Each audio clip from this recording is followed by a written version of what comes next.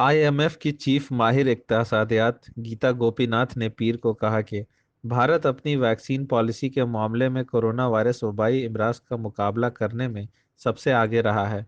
उन्होंने कई ममालिक को कोविड-19 वैक्सीन तैयार करके भेजकर बहरान के दौरान बहुत अहम किरदार अदा करने पर मुल्क की तारीफ की।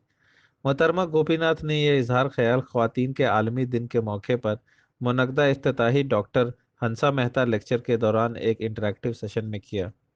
मोहतरमा गोपीनाथ ने सीरम इंस्टीट्यूट ऑफ इंडिया की सताइश करते हुए कहा कि वो एक साल में दुनिया में सबसे ज़्यादा वैक्सीन तैयार करती है और उसके बाद दुनिया भर के ममालिक में तकसीम की जाने वाली कोविड-19 वैक्सीन की खुराक भी तैयार कर रही है।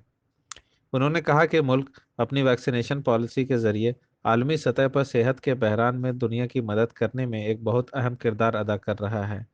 इस बात का जिक्र करते हुए कि हिंदुस्तान इस वबाई बीमारी से बहुत सख्त मुतासिर हुआ, मोहतरमा गोपीनाथ ने कहा कि हिंदुस्तान, जो आम तौर पर 6% से ज़्यादा बढ़ता है, ने 2020 में मनफी 8% का इजाफा रिकॉर्ड किया।